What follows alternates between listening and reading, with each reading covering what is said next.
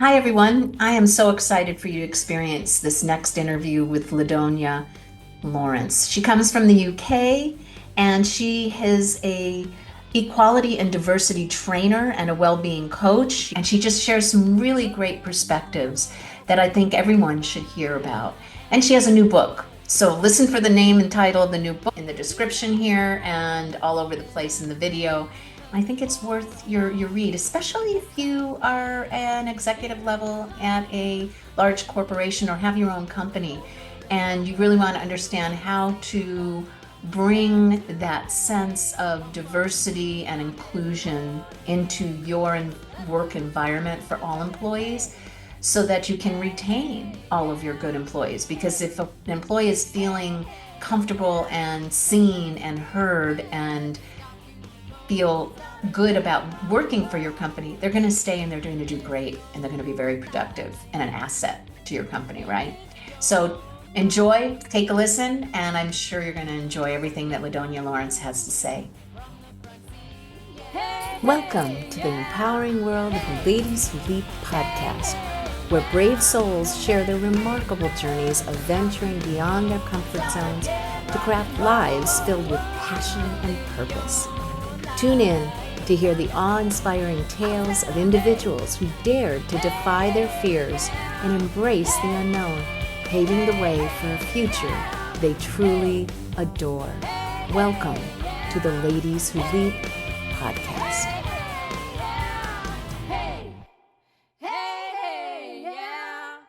Hi, thank you for joining Ladies Who Leap podcast. Today, I am so excited to introduce to you my guest, Lildonia Lawrence. So, Lildonia Lawrence is a well-being coach and equality and diversity trainer. Having worked in the field since 2010, she specializes in BIPOC well-being, anti-racism, and equitable healthcare. Her passion stems from the belief that everyone, especially those facing social exclusion, deserve access to top-tier mental health and well-being education. Lildonia supports individuals who have experienced racial trauma and provides anti-racism education for allies through workplace training, group programs, and personalized coaching. She is the author of Back Yourself, a well-being guide to healing from racial trauma, and hosts the Intersections podcast. Lildonia is a Lildonia is a PhD candidate at Coventry University, researching Caribbean dance as a form of resistance and its role in social justice. Her work contributes to preserving the empowering legacy of Black dance. Lildonia aims to create a world where individuals can foster their health and share that empowerment with others. And Lildonia comes to us from the UK. So welcome Yeah. to Ladies Who Leap. Thank you so much. Thank you for having me all the way across the pond. Yes, yes. And I think, Mm, especially in this time, what you do is extremely important. And I wish there were more like you here in the United States that were able mm, to do what. mm, But for now, we're gonna listen to what you do for others across the mm. and bring that knowledge and joy and just love for everything, having everyone be equal here to the Yes, States also. yes. So thank you for joining. Thank you for having me. It's a real pleasure. So I like to start when I'm talking to people to talk about their childhood because so many Mm, things solidify in your childhood, right? As to what you decide to do, how it influences your decisions about life. So because of life's passion and purpose decisions getting discovered around that time too, you mentioned having a global aspect to your childhood. Can you mm. talk to that and how it shaped your thoughts of a future life, like what you were going to be when you grew up? Yes. So I did have an interesting story in that my dad, he is American. He was raised in Anchorage, and my mum, she's Caribbean and she was raised in Barbados. So two completely different climates, backgrounds. And my mother came to the UK when she was 6 years old as part of the Windrush generation, which was when the UK brought loads of Caribbeans over to work. And my dad came over after he graduated. So, they both came to the UK in quite different ways. They met there, they had me there. And that's where I spent most of my time in between the States, the Caribbean, and the UK. And during that time, my mum was very focused on helping people. She was a social worker as I was growing up, and then she worked for in prisons, and then now she's a therapist, which she retrained at when she was in her 40s. So I got to see that when I was quite young. So she's definitely a person that put me on a path of caring for people, looking after others, social justice, healing. She definitely crafted that journey, probably unintentionally, I don't know, but I definitely, and my siblings, we followed in her footsteps in that way. Wow, what a great base for your Mhm. feelings about helping others. And what an Mhm. amazing story. I love that Yes, they were destined to meet no matter how far apart they were born. exactly. Exactly. A very, very random mix of hot and cold coming together. So your degree even, I mean, your career started out with a psychology degree. So you did, I didn't realize about your mom, so you kind of went in her footsteps. So what led you to go the coaching path? And I know Yes. this happened during the pandemic. So how did that transition happen? And again, this is one of those leaps in life, right? So you had the courage to take Mm. that leap. Exactly. And with the US and the UK, the education system is slightly different in that when you go to study your degree when you're at high school, you have to make a choice in what you're going to specialize in when you're about 17. So there's no option to choose your major later down the line. So I had to decide at that point when I was a teenager, right, what do I want to do? And I knew I wanted to help people, and psychology felt like the way. So I did my psychology degree. I found it really interesting. But I really enjoyed elements of sociology and social anthropology, looking at a kind of macro perspective. But either way, looking at society, people, how it works. And when I graduated, I knew I wanted to take that further, but to study to become a psychologist would have been quite a challenging path for me because in the UK, the path you have to take lots of unpaid internships, you have to do lots of unpaid work. And to be honest, I was a person who had to work in order to get by. I didn't have funding or parents who could pay for my education. So I had to look for something that would be able to sustain me while I was studying. And I found by chance, although nothing's by chance, a coaching course which I could do alongside working once I'd graduated from psychology. And then when I discovered coaching, I felt like it actually suited me more than the path that I'd wanted to go down with psychology. So what looked like it was going to be a plan B actually has turned out to be the modality of my life's work. So it's quite I feel really blessed in that respect. So you have the unique perspective of knowing both psychology and coaching. And a lot of times people Mm, ask me and ask other coaches, so what's the difference? You have that mm, perspective. Can you talk to that as to what really led you to coaching more so yes, than psychology? yes. What I loved about coaching is that it was it can be very action focused. It is very action focused, and I'm a very action focused person. So in every session, you can see change quite rapidly as long as both parties are really committing. And also, what I love about coaching is although I may be an expert in coaching, the client is the expert in their life. So I love facilitating their journey as opposed to me being the expert diagnosing them or instructing them or guiding them. So that's what I found a little bit different with psychology because psychology was a bit more black and white, which of course works in some scenarios, but I think I'm a bit more of a person who likes to see a bit of a meandering route and allow the client to come to their own journey. And also with coaching, probably I'll work in well-being, but not so, wouldn't be working on severe mental health or anything like that. So it's more of an everyday person kind of modality. I feel like nearly everyone would benefit from coaching. And when you were talking, I was thinking, oh my God, that makes it so clear. And it's Mm, completely understandable that in coaching, you ask the right questions so they come to mm, realization of the change and growth, the personal growth yes, that they need to make in their life. And then you help them facilitate the action steps to do that. So if someone comes in, and again, people have to be willing to do the work. yeah, It's not easy or it's not magic.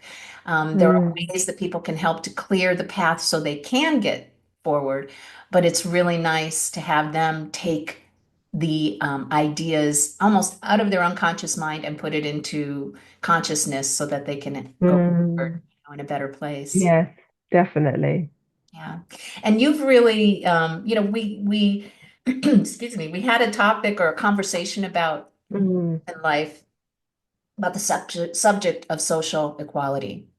And it was mm, a topic that can be uncomfortable for some people. I love the mm, fact that you focused on that and you help, I believe, mm, right? You help even companies in the UK yes, be able to bring that into their forefront and their company. yes. So can you talk to this work and how you were drawn to it and made it a purpose in your life?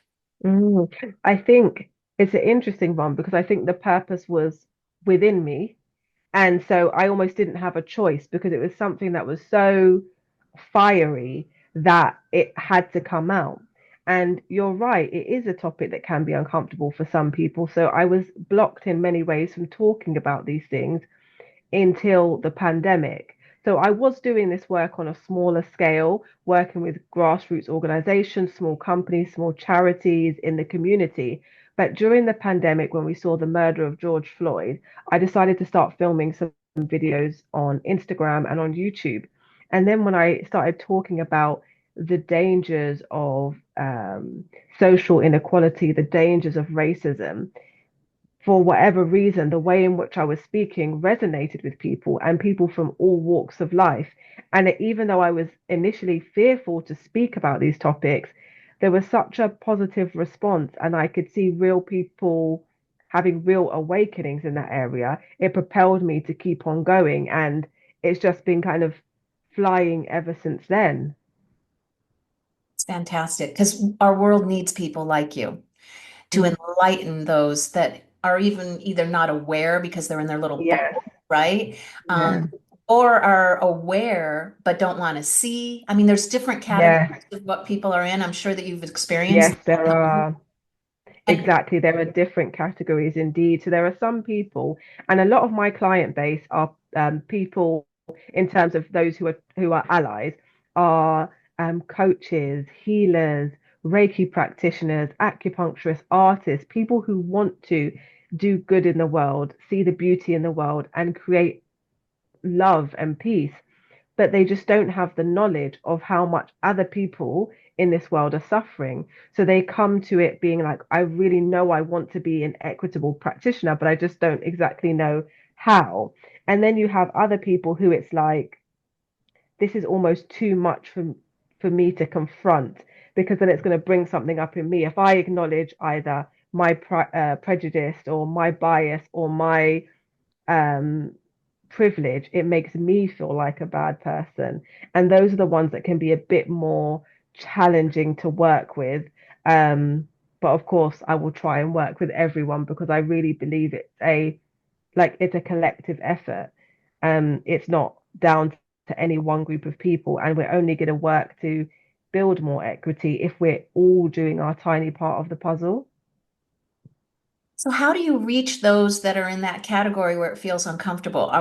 Is it when you're going into a company to work and there's obviously going to be all different kinds of people around, or do you reach out to people in that category? How are you expanding people's consciousness about this? That's Yes. what I'm going to call So it. That's what I'm going to call it. Yeah. thank you. And I received that. I think the ones that sign up with me are already kind of on the wavelength of they know there's some work that they want to do. So there's less resistance. There's very rarely zero resistance, but there's less. When I go into organizations, it's that group where there's often the case that a manager or a team leader or a HR colleague has said, we need to put on this training. And those are the ones where I can get the most pushback. So, because a lot of my training is based on anti-racism, I, of course, I'm a black woman, and I always have with me a white colleague, peer, ally to do that training because I think it's important that they have someone that they can look to who's been on that journey and who is on that journey of allyship. So I bring the level of expertise and lived experience, and then I'll have someone with me who can be that inspiration and help. Um, Break down some of the stigma and the shame that can come up. And then with the two of us, I think they get both sides of the coin, and that can make it easier. And I learned that the hard way because when it was just myself, sometimes there was so much tension and animosity in the room, that there was no one to support with that. So now I've got my lovely team, who there's always one of them when I'm delivering this work. Well, that's a really good idea. Giving them a Mm, balance, even in the way you're presenting it, can show the mm, balance almost right in front of them. So you're yeah, like professing what you're preaching, right? You're actually talking about how people can work together and then understanding yes. both sides. Yeah, that's Mm, really, really a good idea.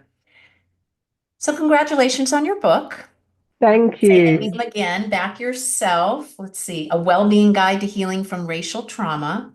So it Yes. is focused on well-being, healing, and equality. And I'd love you to share some highlights with the audience about your book Mm, and how yes. who is it written for and how does it. Yes. Yeah. So my book, it came from these years of work doing one-to-one coaching work with people from culturally diverse backgrounds and people of color who were living in the UK, predominantly those who were working as nurses, doctors, social workers, and so on. And what I started to notice is that there were themes that were coming up with this cohort, um, that were repetitive. And I started to take note of those things. And that was things like people being othered or people feeling a lack of self esteem regarding their cultural differences or things that were hard, like maybe coming from an immigrant family and figuring out how to integrate their Britishness with their family of origin. And I was like, okay, there needs to be a way to work with this because this particular group of people are having a struggle that is not covered by some of the amazing authors that we think of, Brene Brown or Liz Gilbert, these beautiful authors who I love, but they're not talking to the experience of discrimination. And so I said, actually, there's something that needs to focus on how do we heal from these very specific traumas. So the book is really targeted for people who experience racial discrimination. But the funny thing is, the big cohort of readers that I saw since it was released a month ago has been allies who work in roles like coaching who want to learn and they've told me now it's helped them develop their practice. So it's actually uh, led to two audiences, which is beautiful. And I feel really privileged to be able to have that place on people's bookshelves. Yeah, and it's interesting that you say that because I've been reading or listening to a podcast about coaching, about writing a book, and to know who Mm, you're writing the book for. But they also mm, mentioned that another audience can come in that you wouldn't even expect. yes, But as long as you yes, write it with the right direction and the audience in mind, everything else can come yes, of it. And I really want to stress to those listeners that are in the United States, because right now we are being pushed away from what we yeah. call as DEI. Mm, And it's not correct. mm, We can teach and live it with equity, and it is an uplifting of everyone. So, a lot of times, writing a book can affect your own personal growth journey. How did writing mm. this book affect you? Yes. So there was different stages. The research stage was quite emotive because in this book, I speak to all different communities. So it's not just targeted to Black people. It's not just targeted to people from East Asia or South Asia. I talk to the whole diaspora and really even people who may present or consider themselves white but be an other in some way, like a Polish immigrant or something like that, because we all have these similar experiences of feeling different or feeling othered. And so, reading about, for example, some of the histories of these communities and how that may impact people from an intergenerational perspective, that was quite emotive and sad. But then on the plus side, when I was developing and thinking of all the tools that I use that could support people, that felt very empowering. So things like moving stress through your body, creating positive affirmations, gaining role models, reflecting on the things that you love about your culture and how you can integrate that into your work so you don't feel like you have to separate yourself out into professional and personal. So, although there were moments of great sadness, I really also experienced great moments of pride and joy because I wanted the book to be, of course, action focused. It's not just focused on the trauma and the sadness, it's focused on if this is what has happened, how can we move beyond that? How can we thrive? How can we connect with others? So it was very emotional in that respect. And also, for those who end up reading it, I start the book with a prologue about an experience of racism that I had whilst I was writing the book. And I was on my final draft, and the book was pretty much completed.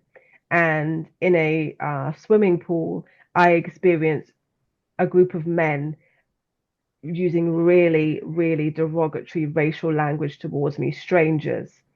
And I thought to myself, universe, I can't believe I've experienced one of the worst things, in terms of racial trauma whilst just being about to publish this book.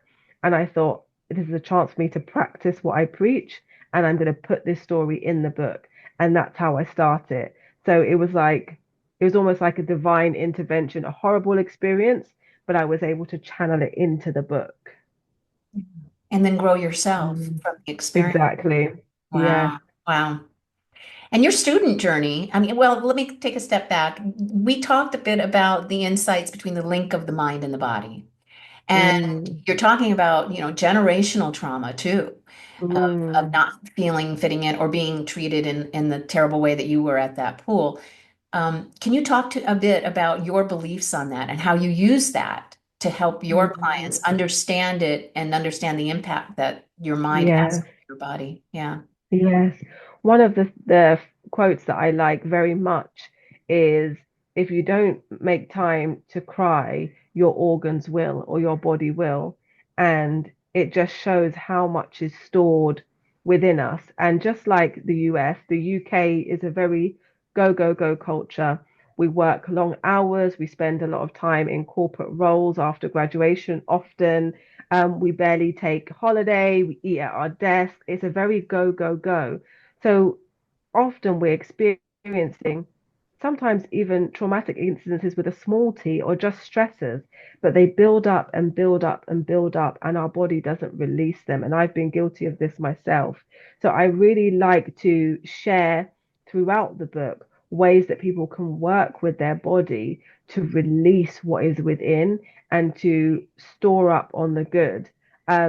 Because our body and mind are so intrinsically linked, one can't be healthy without the other.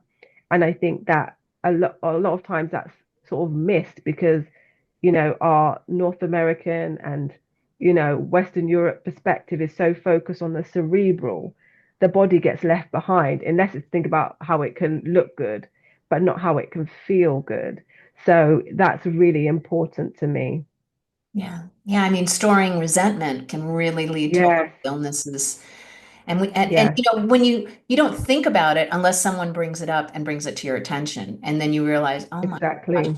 yeah, that can lead to disease and all kinds of things because you're holding something in. There's only if you're holding something inside your mind and your body's going to react to that, and it's almost like a poison 100%. inside of you, right? Mm, Negative yeah.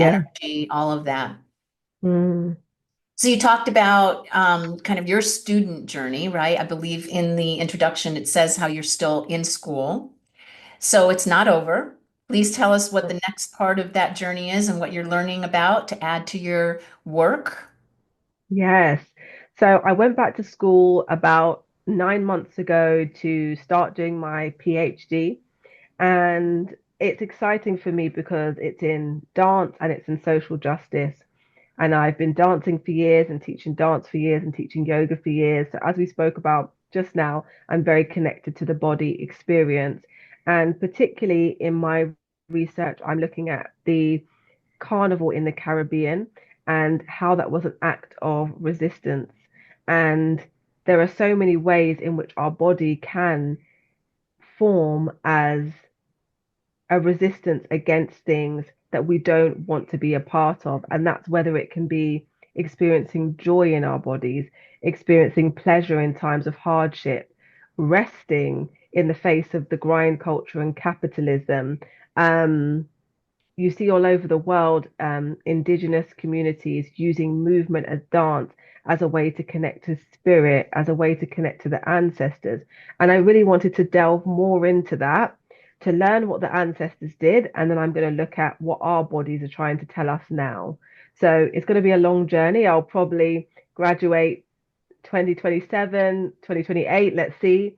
But I'm really excited, uncovering this deeper level of what the body can store and what the body can do, Yeah, or what it can release what through it can release. dance. Yeah. Yeah, I've been yes. introduced through a friend of this thing called soul flow, and that is Mm, specific music and also body movement and allowing your body, and it's to release trauma or even during in certain aspects, feeling the trauma. yes, Because in order yeah. for you to release, sometimes you need to actually go there and feel it and then allow it to go and through movement in your body. So that kind of Mm, reminds me of soul flow that my friend does, has been certified Oh, on. I need to look into that. Yeah.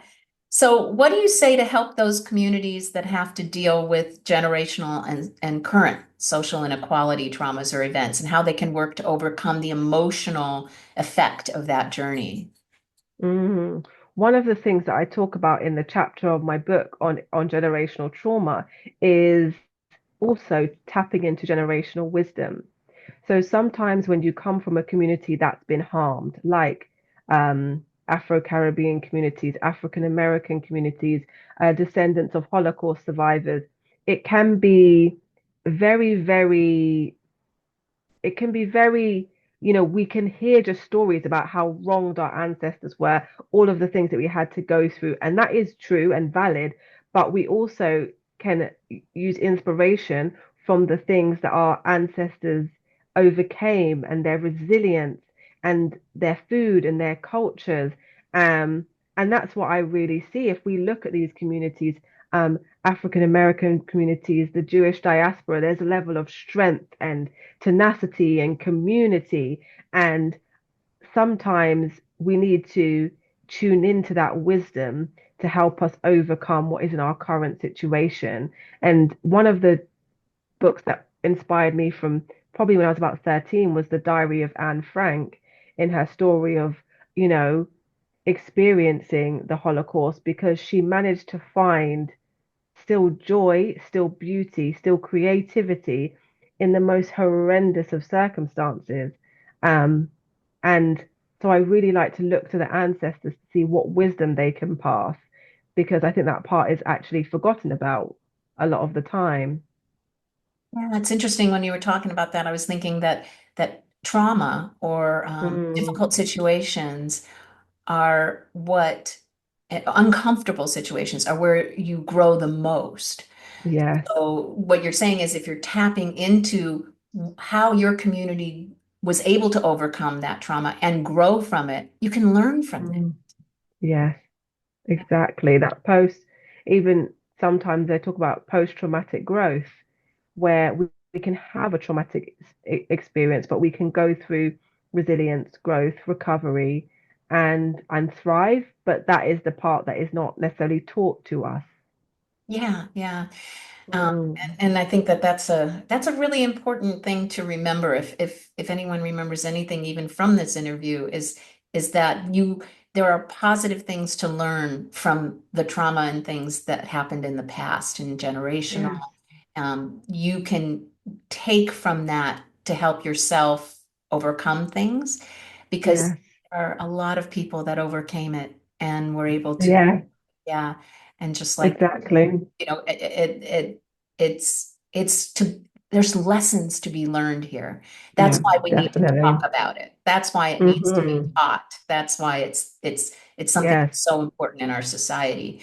That just saying no more DEI, which is what's happening in the United States, is not Mm, going to help in any way. If anything, it's going to mm-mm, just set things backwards. So mm-hmm. it's hopefully that doesn't last very long for us. Yes, I appreciate yes, that the UK is still going very strongly forward with it and all the teachings and that you're doing your work. Thank you. yes. Thank you for Thank you. And unfortunately, there are some organizations and one political party which does want to scrap DEI. So what is really sad is that now some people are seeing the US as kind of thought leaders in, okay, let's scrap this, which is just, it's horrendous. Um, so I agree, it's even more important that we keep pushing. And I truly believe in my heart there are more people that are good and want equity, even if they don't have the right, in quote marks, the right language or, professional awareness of it. I truly believe there are more good-hearted people out there than otherwise. Yeah, and I do believe that too, that the majority of Yeah, people, good people, because I'll yeah, tell you, if they have any religion, all religions are based on love and it's based on love for everyone. There's no exactly. distinctions in any of the religions on what it is, the color of your skin or what you believe or where Mm, you came from or whatever. No, it is all love of everyone. Um, yes. so there are times when you're going to hit some tough points in your life, and I'd like to ask my Mm. guests, who do you lean on for support? Who have you leaned on for that? Yes. Well, I've already mentioned my mother, so I'm very blessed to have a beautiful mother and family and a great love of my life, and he supports me very much. And I have wonderful friends, and I also mentioned those that support me with my work in terms of being allies. And they're actually a quite important part too, because it can feel easy to feel down or hopeless with this work at points, or very depleted physically. Like after I deliver training or workshops in an organization for the rest of the day, I usually have to rest. I can't do emails or anything else after. And having those people around to talk to bolster me up, and also just to have fun and joy with, that is really important. I also have a mentor. Um, I don't, and I have a coach, Chris, as well. So actually, I've got quite a lot of people around me in various different roles that support me to keep going. And those people are all different to me. So, like my coach, Chris, is a man. He's doesn't live in the UK. He spends half of the year in Asia, half of the year in Europe, like very different lifestyle, but I learned so much from him because he's got a different perspective, and that's what I love. Well, it's wonderful. And I love to say some people don't trust to receive the gift Mm, of someone helping them. So the mm, information of what you even just shared is to tell everyone and everyone that's listening, it's okay to ask for help. It's okay to mm, get someone that's on your side and wants to support you, mm. whether it be family, friends, or a coach. It's Yes, it's something that everyone needs someone in their corner yes, to help them because you're going to hit bad moments, and no matter exactly, how far and how much personal growth you've gone through, there's always going to be difficult times that you have to get through. Yeah. definitely. So you train organizational teams in workplace well-being and equality and diversity, like we've talked about, and Mm, something that I believe is essential in a healthy work environment. So what have been the top issues in organizations that you have helped to solve for your clients? Is there, mm, we've talked a little bit about this, but is there anything that mm. really sticks out for you? Yeah, so there's two things really that have been challenges that I see for organizations. One is when there's a leader who knows that they want to do important work, but doesn't quite know how to create the infrastructure, or wants to share their message in branding, in communications, on websites, but doesn't quite know how to place it. So, for example, we're recording this in May 2025. In August 2024 in the UK, there were racist riots. So across the UK. Really, really dangerous riots from racists going around beating up Black people, Asian people. It was a terrible time. And at that time, I had lots of organizations reaching out to me, being like, we want to do something, we want to say something, but we don't know how. So I would support organizations to craft their anti racism message or their policies or their anti racism policies, because the worst thing to do is say nothing in the face of real danger or violence. So that's one thing. And then the other thing is maybe managers or CEOs who know they want to do something but have never broached it in their organization. And there's a fear of stepping outside of the box. And so those are two common requests that I get. I need to put something in place. I don't even know where to start. I'm scared, or we're doing really great work and we want to share that and do more. And I love working with both because both come from a place of kindness, compassion, care. And I mean, it's probably because of the work that I do, but I really do get heart-centered leaders reaching out to me. I rarely get people who are not in it for genuine reasons. Yeah, it's nice. You're actually Mm. able to connect with, and simply by what you did is that you do with heart-centered type of individuals and Yeah. leaders, right? Which is the ones that, I mean, we do want to reach everyone, but through their work at their organization, there are going to be people Yes. who are reaching that work for them that may not have been able to hear this other perspective and may change Yes. their views and their behaviors and their beliefs. So that's fantastic. Yeah. Mm. Yeah, that's the type of organization that all of us would like to work for, I guess. 100%, 100%. Because, like you said earlier, this separation and this inequity, it doesn't benefit any of us. Even if it feels like, oh, this person's at the top of the food chain, to be in a position of privilege is not a nice one deep inside in our soul. When we feel like we're connecting with people on a deep level, that's when we thrive, that's when we feel good. And that can only happen if we're all on an even playing field. So I truly believe that this will serve us all, this goal.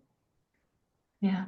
And I do want to Mm, stress again also that some people of privilege of being white feel like it is an infringement on their sense of power or whatever it is, their privilege. yes, No, it is not. And I don't know how no, else I don't know in your message in some way when you're speaking to those folks, is there something specific that you say? But this is not about a power struggle. This is about all of us being yes, able to live together in, I hate to use the word in harmony, but it is yes, true. It is true because we can all yeah, learn from each other. And so there's so much knowledge, rich knowledge in everybody's cultures, different cultures. And as long mm, as you recognize that at the top of everything is love. That's yeah, it. yeah. Exactly. And sometimes I'll use it in different scenarios where I'll give examples of where I hold privilege. So, my wonderful sister is a wheelchair user, and unfortunately in our society, if you're a non-wheelchair user, you hold a level of privilege. So because of that, I have to be really humble in listening to her, trying to be an active ally for her and the disabled community, and realizing that if my sister is able to elevate and other people with similar disabilities, then I end up being elevated because she's happier, she's healthy, she's able to do her amazing work as a healer. And sometimes when I give examples that are not connected to race, people are able to resonate with it in an easier way because they realize it's not personal. We all have different areas of privilege in different ways. And wherever we hold our privilege, that's where we should focus on helping. And then we'll all be helping each other. Wow, that's a great way to put it. Oh, Ladonia, I really Mm. appreciate you being on today. This has been a fantastic Oh, conversation. And so, lastly, I ask all of my guests to share their favorite yes, quote, mantra, or positive affirmation. You did share one of them. I did. If you want to repeat that again, that's fine. But what would you like to share with Yes. us today? I'll share a second one, which is where the mind goes, the energy flows. And I love that one because it's just so true. What we pay attention to is what we attract, and vice versa. So that's really my favorite one. Oh gosh, yeah. In fact, I just heard it today from someone else that was Ah, on good. a full moon circle with a friend who's Oh, astrology, and it's exactly what she said. And I was like, yes, that is very, very true. So we'd love to get everyone. I'm going to definitely put all of the book information in the description. perfect. How else can people contact you? Because do you work with US companies also, I hope? I do. I do. Wonderful. Companies in the US, companies in Canada, some companies in Europe. So I'm very, very lucky and blessed. People can reach out to me by searching my name. They can find me on LinkedIn. They can find me on Instagram. My name was made up by my father, so you'll definitely find me. I love to chat, so feel free to reach out. And of course, take a look at the book, and I hope it brings you softness and joy if it finds its way into your hands. Yes, definitely. And I'll have, as we're speaking, it's all underneath here, the spelling of your name, Lovely. everything, so that they can get a hold of you. And please do, because I just feel like you probably have a way of just calmness and Mm, clarity when you're sharing information that's I feel is easy for people to receive. And that's a big part of being someone that is a good trainer, that is a good mm, messenger of information, is just having that mm. sense of calmness and clarity. So thank you for that. Thank you. Thank you so much. It's been such a pleasure to talk with you and connect with you. Yes, for me too. Thanks everyone for listening, and please tune in 3 times a month, the 1st, the 8th, and the 15th, and please follow or subscribe or like, and let me know if there's anything that you would like me to do in the future. And also if you'd like to be interviewed, I'd love to hear your story and share it with the world. So have a great day. Thank you, Ladonia. Thank you. Bye. Bye. Thanks so much for listening or watching. Please subscribe to the Ladies Who Leap podcast to be notified of new episodes. And I would love to hear from you. Let me know what works, what doesn't, and if you have a story to tell, please reach out. Come join the Leap community at the Ladies Who Leap Club Facebook group. Remember, leaping out of your comfort zone is where the growth happens.